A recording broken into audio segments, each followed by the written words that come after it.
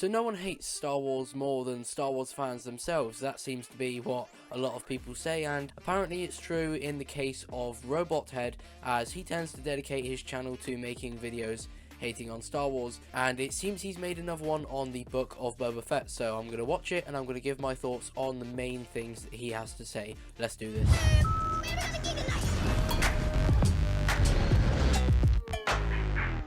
The Book of Boba Fett is Disney's new Star Wars creation, and because it is Disney Star Wars, there is absolutely nothing new about it. Everything so far we have seen before and done a lot better. Okay, so Disney Star Wars, there's nothing new about it.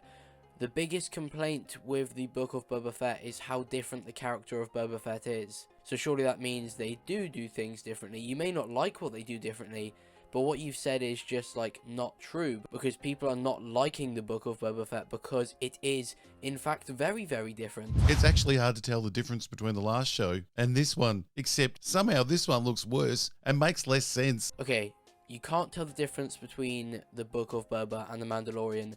I don't really want to go too in depth to this because it's really a pretty ignorant point, because it's so blatantly wrong. The Book of Boba hardly has any similarities with the Mandalorian. In fact, the only one is that one episode of the Mandalorian season 2 contains Tusken Raiders, that being episode 1 season 2, and the flashbacks of the Book of Boba Fett have Tusken Raiders. Obviously there is a whole Book of Boba episode dedicated to the Mandalorian, so just out of the Boba episodes, which is 4 out of the 5, that's all there is. So the first episode's getting directed by Robert Rodriguez, and that's always a mistake. He proved in The Mandalorian his directing is at an all-time low. The Mando season 2 episode titled The Tragedy is regarded by most as one of the best Mandalorian episodes we have had in both seasons so far.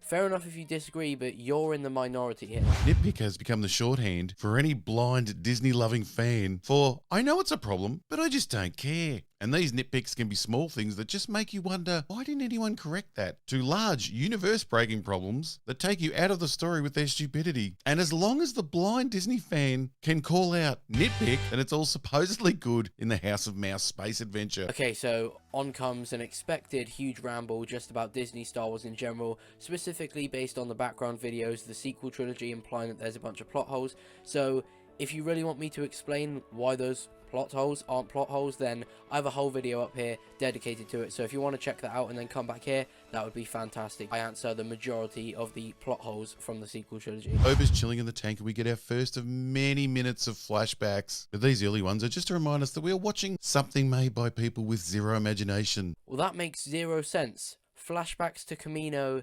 shows that Disney are being lazy and unimaginative. How? It's just a flashback. It's just building on the fact that Boba had a strong relationship with his father Jango Fett, which could end up playing a big role in things that he does in the future if someone like Mace Windu was to return. Yes, we will be seeing Han Solo, because now that Luke Skywalker's one and only scene in The Mandalorian made everyone weep, we are going to repeat that nostalgia nut juice idea every series. Han is not even confirmed to be in the series, and he's already being annoyed that Disney are relying on like OG characters to show up. And even so, why would you not want this? Like Han, Luke, etc. are some of the best characters and most influential characters in the whole galaxy. Would you not want like more to their story between episode 6 and 7? Would you not want to see more of the best characters? I don't understand. How did Boba Fett escape the Sarlacc? Now, there's been plenty of ideas over the years, so surely this is a great opportunity to explode this new series out of the gate with the heart-pounding struggle of Boba Fett against the Beast. Nope, we don't get that at all. No race against time, no ingenious combination of weapons and jetpack to escape. I've genuinely never seen anyone complain about this. He says that he wants a mixture of expert weapon use and the jetpack. Clearly, he didn't watch Return of the Jedi because Boba fell into the Sarlacc because his jetpack wasn't working properly. And that just leaves us with his weapons and, how did Boba escape the Sarlacc pit again? Oh yeah, he used one of his weapons, his flamethrower. Then after killing the Beast off-screen with what seems to be little effort... No, it very much did happen on screen, actually. So now that he's out, instantly Boba collapses and gets robbed by the Jawas. Now again, this seems quite lazy. I know you have to get Boba Fett's armor and helmet onto the Jawa soundcrawler, but couldn't we have had a little bit of story between him waking up and losing the armor? And seeing as we've already seen the exact same Jawas saving people in the desert and trading with them honestly, this move seems a little out of character. Okay, so apparently the Jawas are out of character for stealing Boba Fett's armor. These are the same Jawas that literally ripped apart the Razor Crest to try and steal the parts to be able to sell. I think they are very, very much in character, and in fact, in perfect character to what we've seen before. We also get some dark scenes that make the longest night look like it was shot in broad daylight. These dark scenes are appalling and there's no excuse for it. The nighttime is dark, and that's a problem. What? Boba has decided to become the local crime lord. Why he's decided to become the new Jabba is anyone's guess. Okay, well that just proves that this video was made before the last few episodes, to be fair. So I'll consider that in the rest of this video, but why would you be annoyed when you don't have all the answers to every question you could possibly have in the first 2 episodes of a series? Why would you want all of the questions answered straight away? Surely you want it fleshed out over the series, which is what we've actually been getting so far. Imagine if we'd got the show where Boba Fett set out to kill the people that blew up all his friends and tried to kill him. I don't actually think Boba had any friends at the sail barge, and even so, it doesn't take a genius to figure out that they weren't trying to kill everyone. They were more just trying to not be killed in themselves, and most people would be able to recognize this, especially the new take on Boba Fett. A crime lord who has one sidekick and no other supporters. No heavies, no gunmen, nothing. We actually see him hire his first 2 employees. Now, I'm not sure how many crime films, mafia stories, gangster movies, or westerns the Lucasfilm writers have watched, but that's not how it works. You can't be a crime lord of 2. So you can't be a crime lord of 2 because it hasn't been done before. But Disney are also lazy and unimaginative, and they copy old things.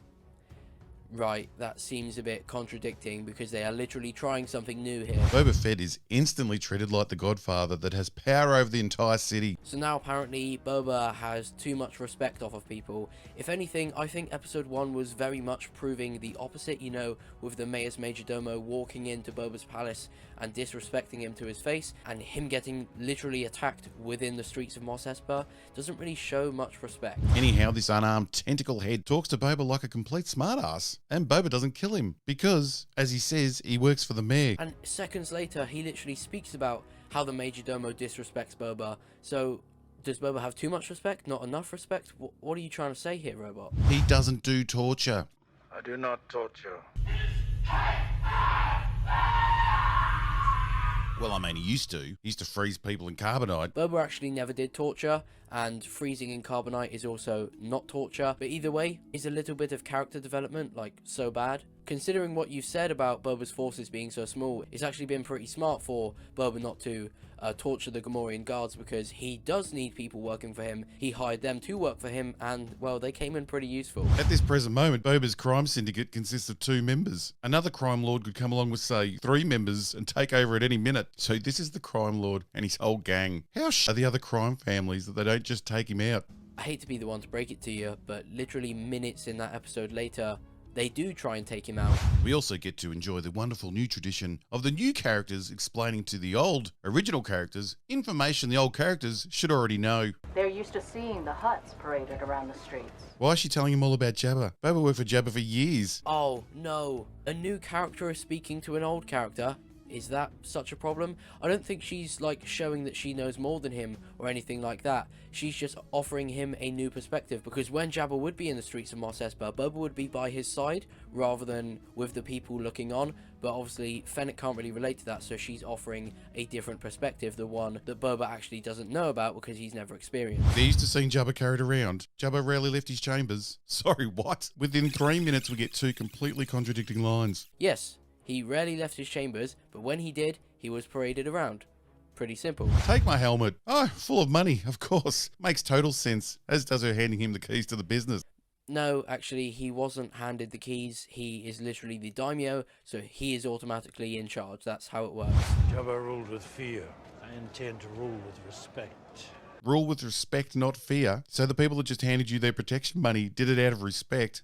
Yes, exactly. The same reason people were paying tribute to Boba, showing their gratitude for Boba's rule. And even if this isn't the case, they probably did it so that Boba and Fennec don't have their helmets when they're about to get jumped and they were potentially hired by who does send the Nightwind assassins. Both scenarios make complete sense in my opinion. And Robert Rodriguez dazzles us with another terribly slow, badly choreographed, badly edited, weak action scene. I don't think it was that bad. Boba and Fennec were both surrounded with shields, so there wasn't too much they could do. Yes, Boba could have jetpacked up, but that would leave Fennec like trapped in the middle of all of them. So there wasn't much they could do until the circle was broken, which of course it was by the Gamorreans, and then both Fennec and Boba took out a couple of the assassins each, until of course the lasting effects of the Sarlacc pit took their toll on Boba when he was electrocuted. And of course it can't be Boba winning the fight. He's an OT character. He gets beaten up twice in this episode. Once here and once by Enfys Nest version 2. Because Disney really gets off on skinny small women beating up men. He said the same thing about Boba losing to the female Tusken. I don't think it's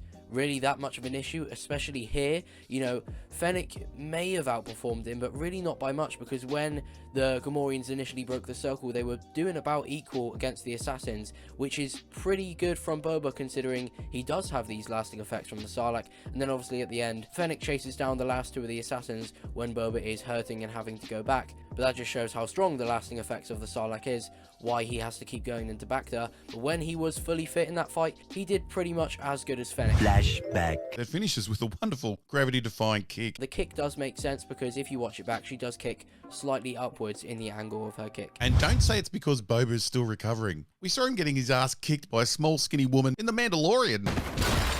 That's actually because he was also recovering then. Like, I'm sorry, but The Mandalorian Season 2 takes place before the events of the Book of Boba Fett, hence why the Book of Boba Fett being a thing was announced in the finale of The Mandalorian Season 2. Yes, there's flashbacks, but the specific fight you were just talking about takes place after The Mandalorian Season 2, and the fight scene in The Mandalorian Season 2, well, takes place in The Mandalorian Season 2, which is before the one in the Book of Boba Fett. The woman beating up the man. Because I didn't realise that equality was just women acting like men. No, actually, Din beat Cara Dune. Like, he literally has a Beskar helmet, so when her blaster was pointed to his head and his was to hers, only one of them is ever going to die in that situation. And again, to keep with the theme of modern Lucasfilm having no idea about who these characters are and what makes them interesting, we get superhuman Boba, who is now more Conan than Boba Fett. And not just in this scene, but we'll get to that in Chapter 2. Oh no! Not Boba showing that he's literally strong, which is what you've just complained about not seeing for the last 16 minutes. However, in fairness, I do kind of agree with Robot here. Like, Boba probably should have been destroyed by that creature, especially considering that the Sarlacc pit still had effects on him literally like years later, so they should be even stronger effects as of right now. So he probably shouldn't have won that fight, but I mean, in fairness, he didn't exactly like go blow for blow with the creature, he strangled it with a chain. If you want to know something that the Book of Boba Fett could actually do that would be really, really bad, unlike what Robot has said in his video, then click the video on the screen right now. If you want to know more in depth of why I don't think the character of Boba Fett has been ruined, then click the other video on the screen right now. But yeah, please do leave a like if you did enjoy this video. I'd love to hear your thoughts in the comments. Subscribe if you are new around here, because I've got plenty more content on the way. And yeah, thank you for watching. Goodbye.